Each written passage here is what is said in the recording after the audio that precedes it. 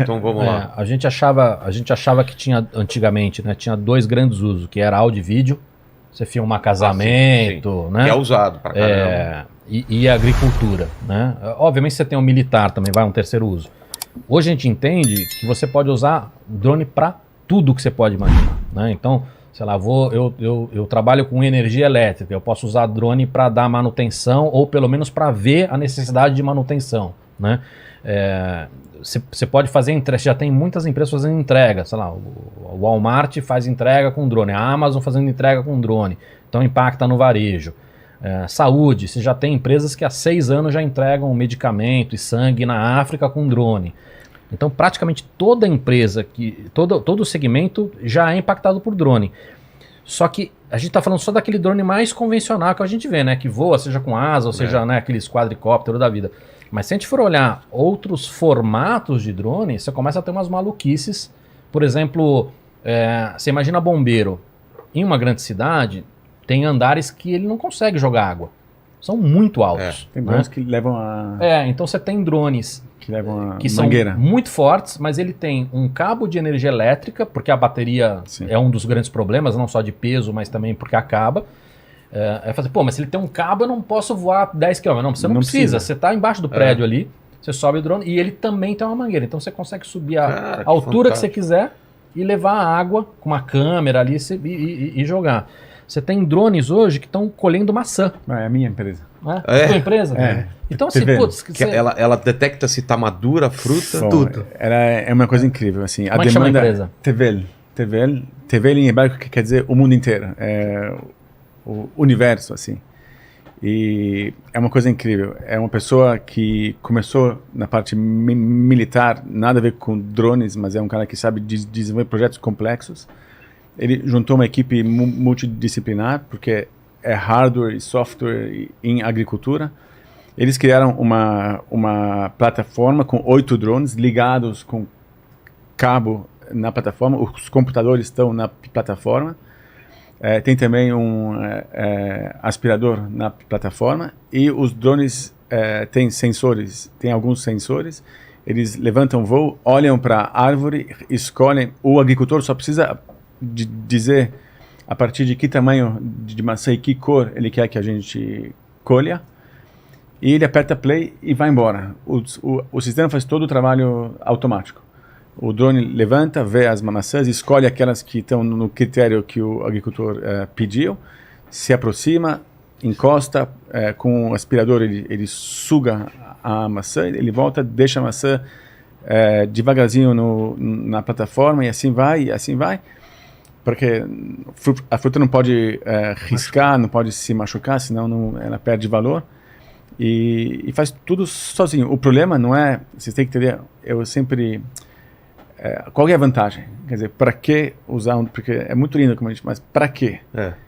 E por incrível que pareça, talvez não é óbvio para todo mundo, não tem mão de obra na agricultura suficiente. Cada vez mais é mais escasso. Alguma das explicações, por exemplo, quando começa a existir essas empresas de entrega, Uber, etc. Quem são essas pessoas que estão trabalhando? O que elas faziam um dia antes? Elas trabalhavam em outras profissões, inclusive no campo. Então, todo o trabalho do campo tem outras opções hoje melhores, ou que ganham mais, ou que se esforçam menos, etc. É um trabalho difícil. Fica embaixo do sol ali, tomando sol trabalho na muito cabeça, difícil. Trabalho manual. Então, é cada vez mais difícil para as empresas de agricultura acharem mão de obra, e ainda mais mão de obra qualificada para isso. Então, elas estão desesperadas atrás de uma solução. A dor, como eu falei no começo, é gigantesca, é mundial. Até na China, a gente vai achar que a China está cheio de trabalhador agrícola, também lá não tem. 20% das maçãs na China, a China é a maior produtora de maçãs do mundo, by far.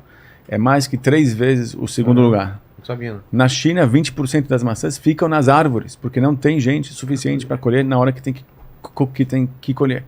E uma solução mecânica disso até hoje não existe. A TVL é a primeira empresa que está entregando essa solução, inclusive no Brasil. A gente está muito avançado aqui no Brasil na parte das laranjas. A gente já faz 6 frutas diferentes com essa mesma tecnologia: maçãs, pêssegos, nectarina, ameixas e agora laranjas também.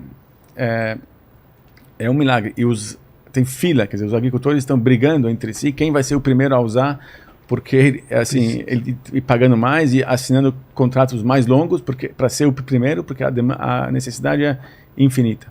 E se você pensar, você tem muitos benefícios que às vezes você começa a perceber com a implementação da tecnologia, porque mesmo que você tivesse gente para colher, e mesmo que o drone fosse a mesma eficiência de um ser humano, você dobra a eficiência. Por quê? Porque você bota ele para trabalhar 24 horas. Tá, de noite você não descanso, consegue ter gente lá. Então você bota lá um infravermelho, uma câmera, você consegue trabalhar 24 horas. Funciona E aí o que acontece? Você imagina quanto tempo você leva para colher uma plantação. Então você começa a colher essa plantação quando ela talvez não esteja tão boa. Porque você tem que colher antes.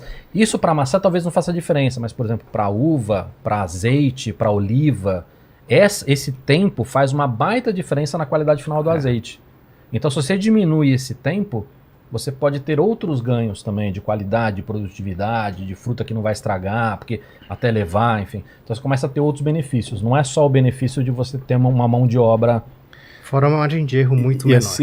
E assim, até eu tive vendo pessoalmente com os olhos catadores de laranja em São Paulo em julho.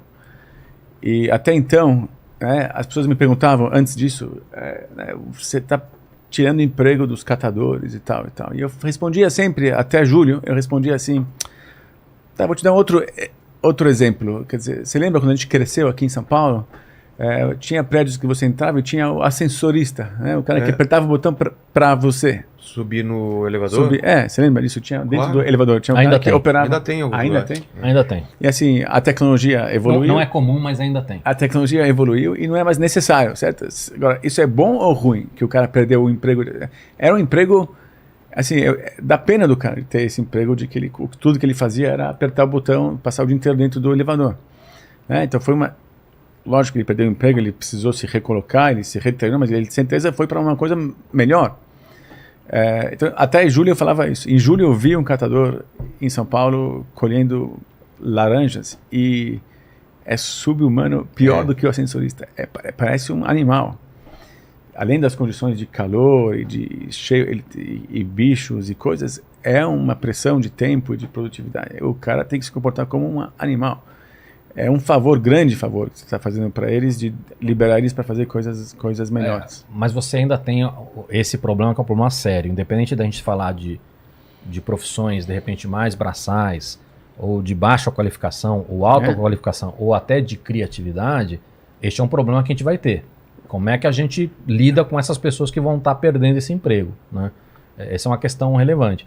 E Vilela, no passado existia um entendimento de que existia uma ordem nisso, né? Você ia perder primeiro os trabalhos manuais e braçais, depois, sei lá, pouco qualificados, sei lá, por exemplo, motorista de caminhão, depois os mais qualificados, advogado, engenheiro, e por último, talvez os criativos. Hoje já mudou. Então, hoje a gente entende que essa ordem não existe. Designer, ilustrador, tudo. Onde tem dinheiro vai ser atacado primeiro. Viabiliza a implementação de uma inovação antes.